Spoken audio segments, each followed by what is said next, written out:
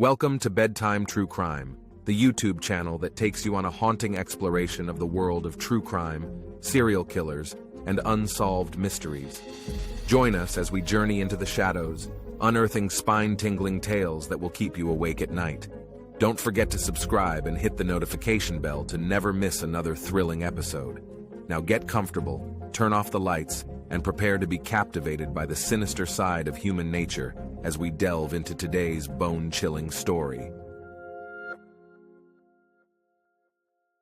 In the late 1980s, an insidious darkness crept into South Korea's once peaceful Hwaseong, a rural town nestled within Gyeonggi Province. An elusive killer began stalking its streets under the cloak of night, leaving behind a trail of terror and unanswered questions that would haunt investigators and citizens alike for decades to come. Between September 15, 1986 and April 3, 1991, this quiet community was transformed into a living nightmare as 10 women, ranging from young teenagers to middle-aged mothers, fell victim to the sinister predator known only as the Hwaseong Strangler. Each woman had been sexually assaulted before being cruelly strangled with her own clothing, a chilling signature that marked these brutal crimes. Fear gripped the region like never before. Local authorities launched one of the largest manhunts in Korean history in their desperate search for answers.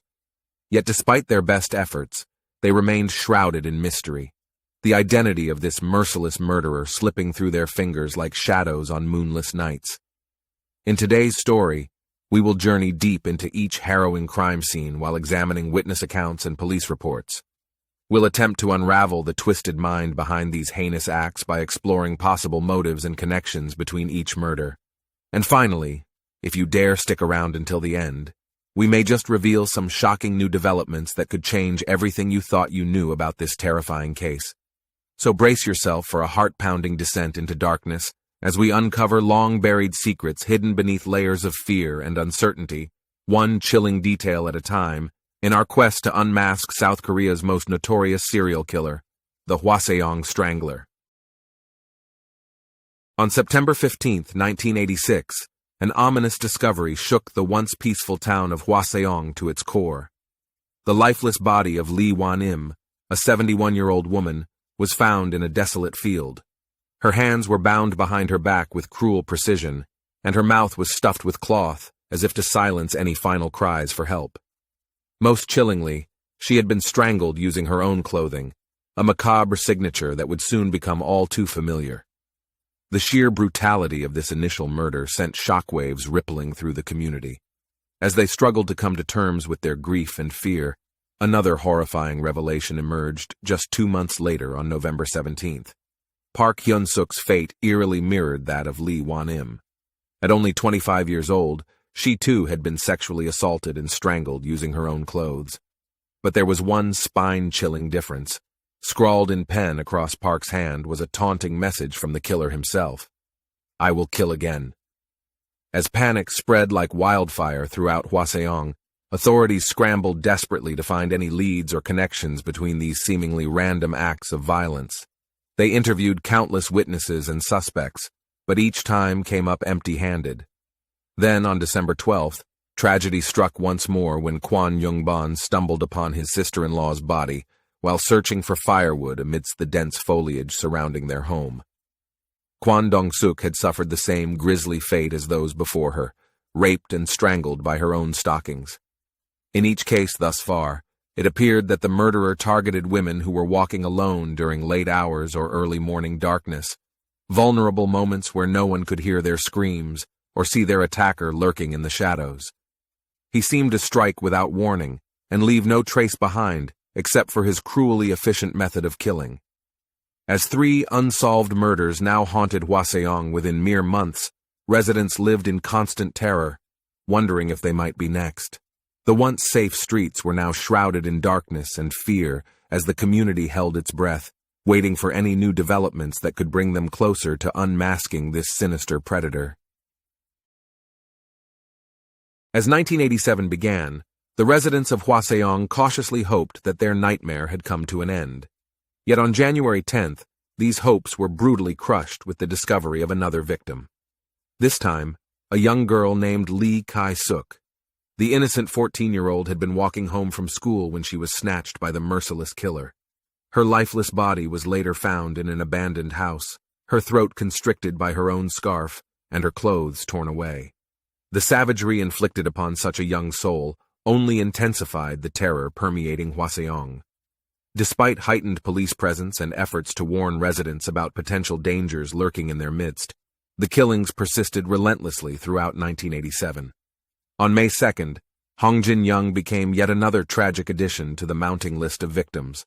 A mere 24 years old, she too suffered sexual assault before being strangled with her own clothing. As investigators delved deeper into these seemingly random acts of violence, they started noticing peculiar patterns emerging within each crime scene.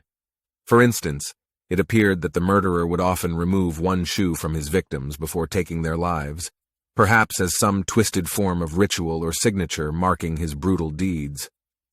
On September 7th, tragedy struck once more when Park Yoon-ju's cold body was discovered near a local reservoir. Like those who fell prey before her, she'd been violated and strangled with her stockings. However, this time there was something chillingly different. Savage bite marks marred her chest area, a gruesome new detail that added further layers of horror to an already harrowing case. By now it seemed all too apparent that Hwaseong was grappling with a serial killer whose insatiable bloodlust showed no signs of waning anytime soon. As the body count continued to rise, pressure mounted on Hwaseong authorities to apprehend the enigmatic killer. Desperation set in as they delved into profiling the murderer and deciphering his motivations. On a chilling December 12th night in 1987, An Gi-soon became another tragic addition to this grisly saga. The young woman's lifeless form was discovered near an abandoned warehouse, sexually assaulted and strangled with her own clothing. Hauntingly reminiscent of Lee Wan-im's murder over a year earlier, investigators noted that An's hands were bound behind her back using her stockings. Fear tightened its grip on the community like never before, prompting residents to take matters into their own hands by forming neighborhood watch groups and escorting each other home after dark. Yet despite these precautions, 2 more victims would be claimed before the end of 1988. Kim Mi-jung on June 20th and Park Seon-yeon on November 16th. Both women met similar fates as those who preceded them.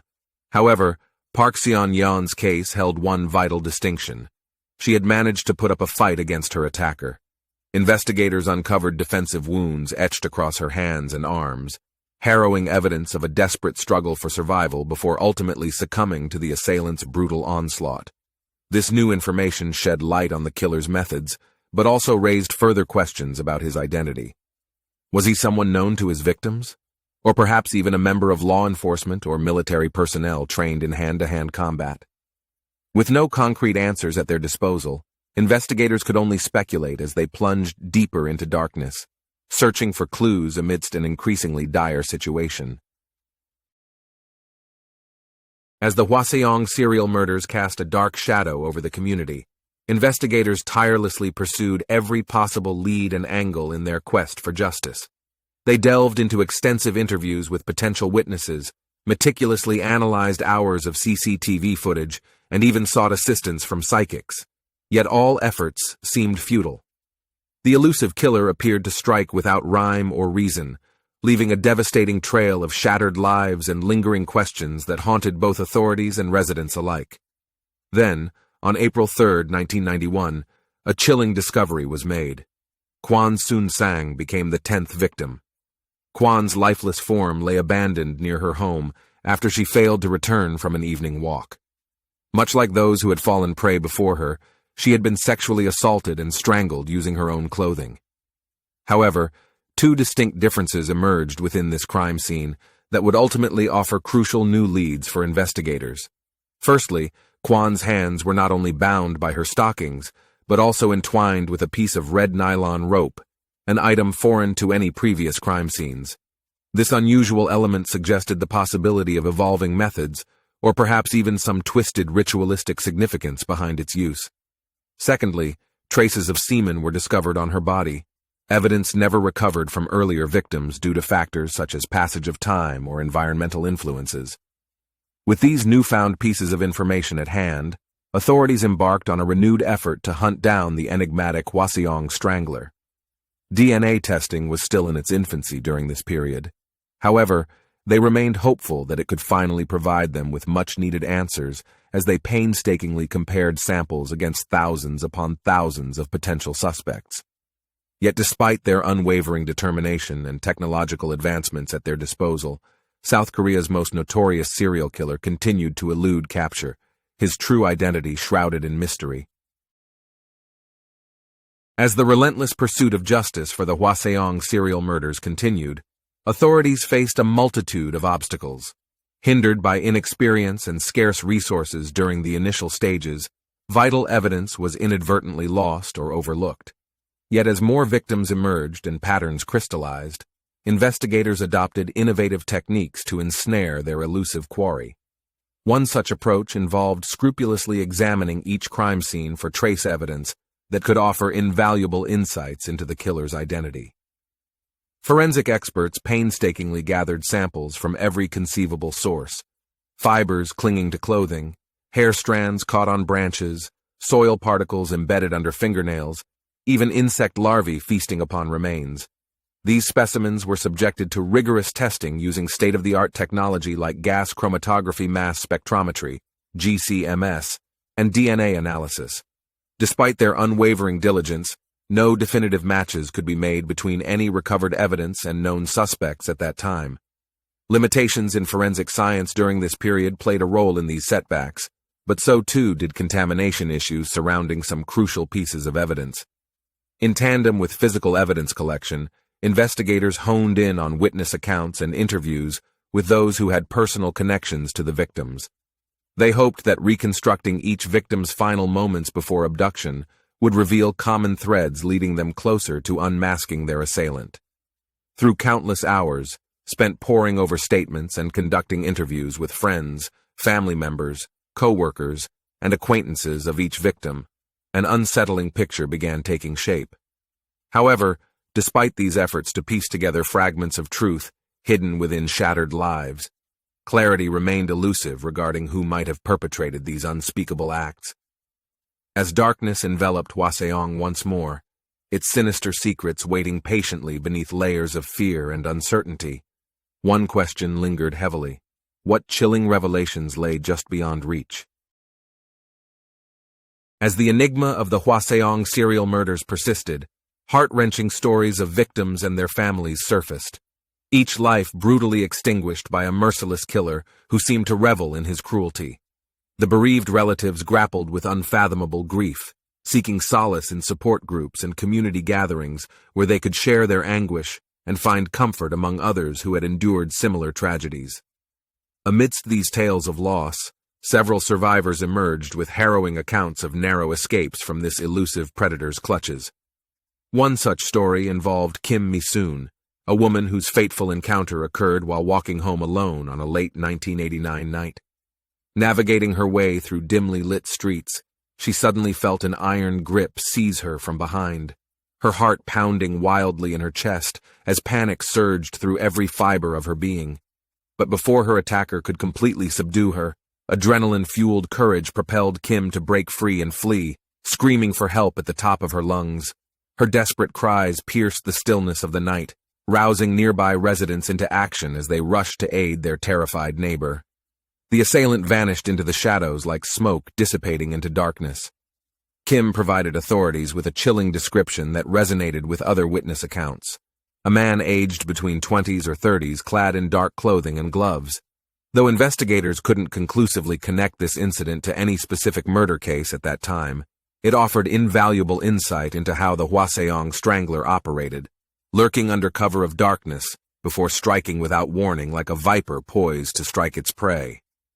These survivor testimonies not only served as haunting reminders of just how close some individuals came to becoming another statistic, but also kindled hope that perhaps someday soon, justice might finally be served. And when that day arrives, would it bring closure, or merely unearth more sinister secrets buried beneath layers of deception and despair? Only time would tell.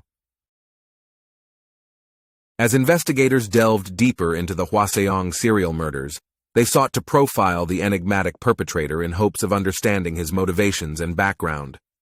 The wide range of victims' ages, from teenagers to middle-aged women, indicated that he might not have had a specific preference for age or appearance. Instead, he targeted those who were vulnerable and alone.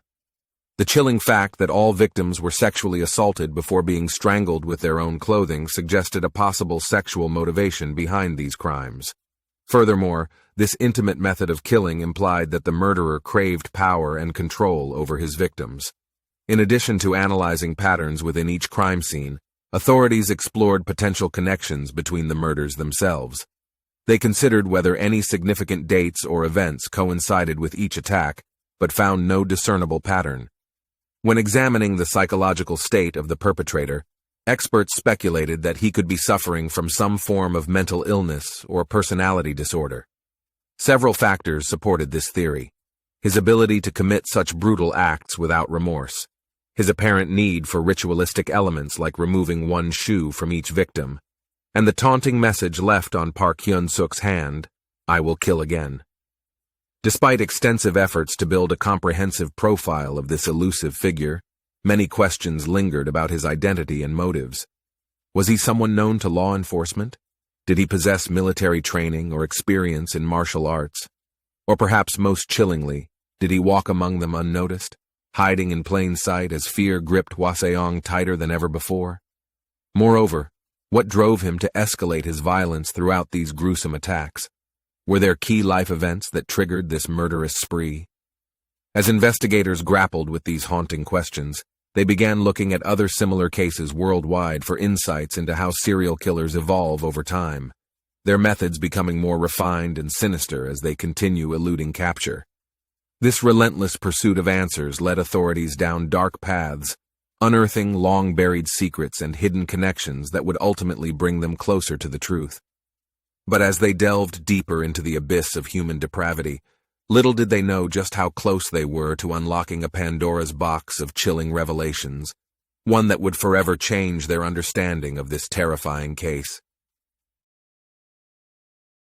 Throughout the years, as the Hwaseong serial murders remained shrouded in mystery, investigators tirelessly pursued every possible lead. The manhunt for this elusive killer seemed never-ending. Authorities chased down even the most insignificant clues with unwavering determination. During this relentless search, there were moments when it appeared that they were on the brink of a breakthrough, only to be met with disappointment and frustration. One such instance unfolded in 1991, when a taxi driver found himself under arrest after attempting to rape and strangle a female passenger. This chilling act bore an uncanny resemblance to those perpetrated by the Hwaseong Strangler. Yet despite initial suspicions, DNA testing ultimately exonerated him from any involvement in these heinous crimes. In another twist of fate, police received an intriguing tip from an informant claiming intimate knowledge of the killer's identity. With bated breath, they listened as this individual divulged intricate details about each crime scene, some of which had been withheld from public knowledge. However, despite their best efforts to corroborate these claims and locate supporting evidence, no tangible links could be established connecting this person to any of the murders. As suspects came and went throughout this decades-long investigation into one of South Korea's most notorious serial killers, trial proceedings often hinged upon critical pieces of evidence like DNA samples collected at various crime scenes. Regrettably, due to limitations in forensic science during that era and contamination issues surrounding certain samples, definitive matches between suspects and victims proved elusive. Despite setbacks and challenges faced along this arduous journey towards justice for those whose lives were so brutally extinguished, hope persevered within the hearts of all involved. Little did they know that just around the corner lay a revelation that would forever alter their understanding of this terrifying case. In September 2019, a chilling revelation sent shockwaves through South Korea as authorities announced they had identified the prime suspect in the Hwaseong serial murders. Employing advanced DNA analysis techniques previously unavailable during the initial investigation, forensic experts managed to link samples collected from multiple crime scenes to one man, Lee Chun-jae. Already serving a life sentence for an unrelated murder committed in 1994, Lee's confession shook the nation. He admitted not only to the 10 Hwaseong murders, but also several additional killings and rapes that occurred between 1986 and 1991. In total, he confessed to committing at least 14 murders and over 30 sexual assaults. This astounding disclosure provided some semblance of closure for the grieving families whose loved ones were brutally taken by his vicious actions. However, it also raised haunting questions about how such a prolific killer could have remained undetected for so long.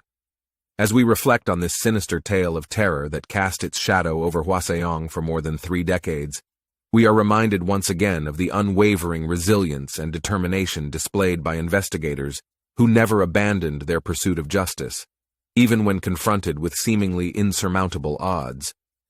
In this harrowing journey towards truth and retribution, we've uncovered long-buried secrets hidden beneath layers of fear and uncertainty, one chilling detail at a time, bringing us closer to understanding the twisted mind behind these heinous acts. As we conclude our exploration into this dark chapter of history, let us remember those lost souls whose lives were cruelly extinguished, yet served as beacons guiding relentless seekers of justice in their quest to unmask South Korea's most notorious serial killer, the Hwaseong Strangler. The Hwaseong.